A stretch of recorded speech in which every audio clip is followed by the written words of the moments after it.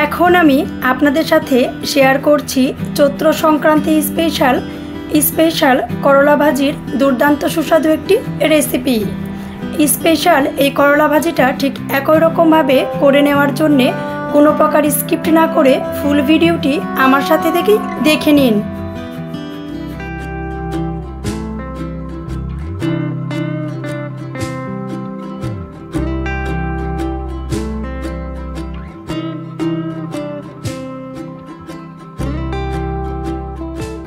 করলা ভাজির এই রেসিপিটা করে নেওয়ার জন্যে প্যান গরম হয়ে গেলে দিয়ে নিয়েছি সরিষার তেল। আমি বেশিরভাগ রান্নাগুলো সরিষার তেল দিয়েই করে থাকি, এর জন্যে সরিষার তেল দিয়ে নিয়েছি। আপনি ইচ্ছা করলে সয়াবিন তেল দিয়েও রেসিপিটা করে নিতে পারেন। তেল খুব ভালো করে গরম হয়ে গেলে আমি করলাগুলো পাতলা করে কেটে পরিষ্কার করে ধুয়ে রেখেছিলাম, গরম তেলে দিয়ে নিচ্ছি।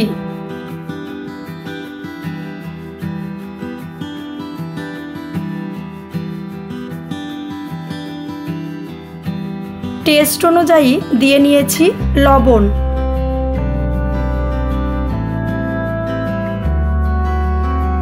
চুলার আঁচ কিন্তু মোটেও খুব বেশি বাড়ানো যাবে না, মিডিয়াম লো আঁচে রেখেই করলাগুলো খুব ভালো করে ভেজে নিতে হবে।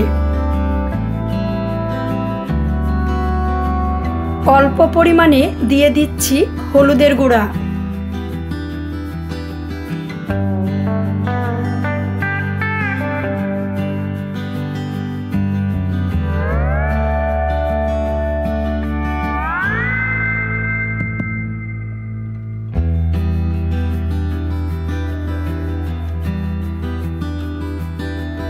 বেশ কিছু টাইম পর হালকাভাবে উল্টিয়ে দিয়ে করলাগুলো খুব ভালো করে ভেজে নিচ্ছি।